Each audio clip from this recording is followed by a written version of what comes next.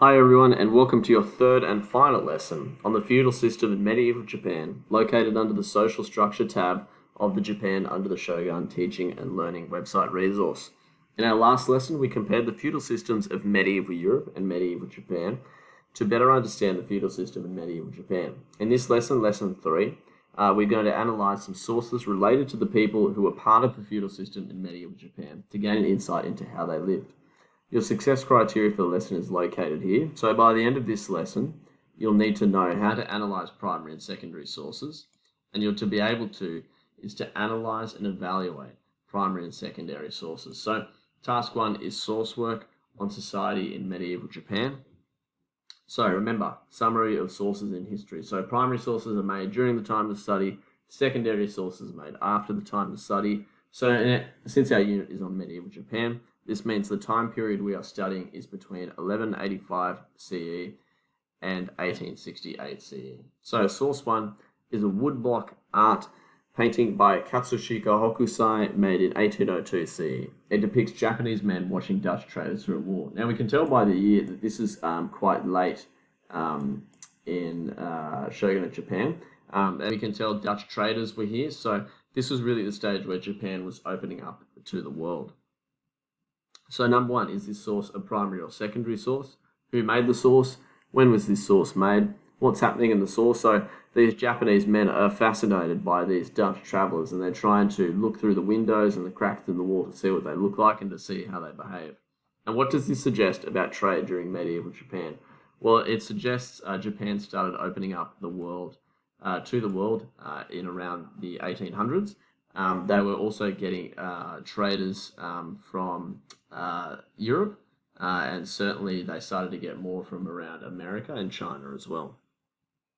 Source 2 is a painting by Tsukioka Yoshitoshi in 1839 to 1892 of Minamoto no Yoritomo, who was the first shogun, who lived from 1149 CE to 1199 CE, who was attacking an enemy while riding his horse. So that's him there. So is this source a primary or secondary source? Who made the source? When was the source made? What is happening in the painting? So we can see Minamoto no Yoritomo is attacking an enemy on horseback. And this could be during a battle as well.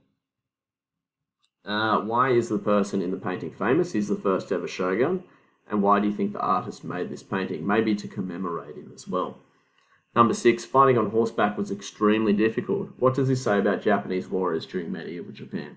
So just by analysing this question in the source, I think it must mean that warriors in medieval Japan must have practiced fighting on horseback and training on horseback to engage in battle as well.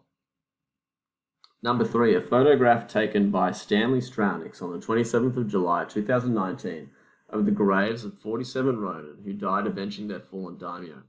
People in Japan still honour these Ronin every year on the 14th of December. So is this a primary or secondary source? Who made the source and when was the source made? Again, just reading the description to get the answers for those questions.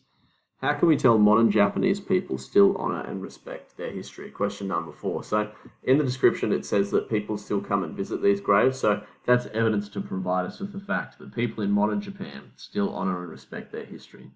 Question number 5. How did these Ronin die? Even though they are Ronin, why would they have been respected? So these Ronin were trying to avenge their fallen daimyo when they died, so that's why they were still respected, and that's how they died. So since they tried to avenge their fallen daimyo, they were still respected warriors. They were only Ronin because their daimyo had died. So they were trying to avenge him, and they died doing so, so they're still respected. Source number 4, armor worn by Kenshin Yasugi, who was one of the most powerful daimyos of the Sengoku period. And the Sengoku period lasted from 1467 CE to 1615 CE. So, number 1, is this source a primary or secondary source? What group of people from the social structure would have made this armor? Good question there. Get number 1 from the description. When was the armor made? You can tell it must have been made during this time period. It's the only evidence that it gives us. Why do you think a daimyo would need armor? Well, daimyo were the leaders of the samurai. They needed to show that they had a strong stance and they had a strong military knowledge, and they would often lead their samurai into battle as well. And how can you tell this armor belongs to someone powerful? Well, you can tell it's very intimidating to start off with, but it's also really well put together, and you can tell the colors and patterns in it as well. This must have belonged to someone powerful. Source number 5, a painting by Katsushi Hika Hokusai of men dyeing clothes, painted in 1840 CE. So, is this source a primary or secondary source? That's a pretty easy one. Who made the source and when was the source made? So just the description for that one. And which social group would these men have belonged to in the feudal system? So having a look at the source, and then you can scroll up to access the feudal pyramid as well. Source 6, a painting of samurai gathering before battling Mongol invaders by Moku Shurai Ikutoba, painted in 1274 CE. So, number 1, is it a primary or secondary source? Number 2, who made it? And number 3, when was it made? So, just looking at the source description for the first 3 again. Number 4, how have the samurai prepared for the battle? And what do they have with them? So, you can see they have weapons and they have armor. So, that could tie into your answer for question number 4. Number 5, how can you tell some of these samurai are more important than others? Well, you can tell some of them have horses, and also they're wearing different color armor, so that might suggest that some of the samurai have different roles or are more important than the other samurai in the painting. Source 7 is a drawing of the Genepi War that lasted from 1180 CE to 1185 CE by Denkano Motonobu, and he painted it in 1469 CE. This war led to the first shogunate. So, is this a primary or secondary source? Now, we really want to look at the dates here. So this is when the war happened, and then this is when the source, or the painting was painted. So you can tell it must be a secondary source because it happened after the time of study. Who made the source? Very easy one. We've got here. And when was the source made? Again, in our source description. What is happening in the source? Well, it's a war. There's a battle happening. Number 5, what weapons were the people using? So if you can actually zoom in to this source as well if you want. But you can see people are using bow and arrows and katana swords in the war. What modes of transport were used to transport the warriors? So we can see that there's boats and there's horses here as well. So that's what 2 modes of transport they used for the battle. Now, task 2, this is important. What did you learn? So when completing source work in history, it is important to realize that these sources give us valuable insights into what life was like in the past. Write down 5 things you didn't know before this lesson and be ready to share your answers with the class when you're finished as well.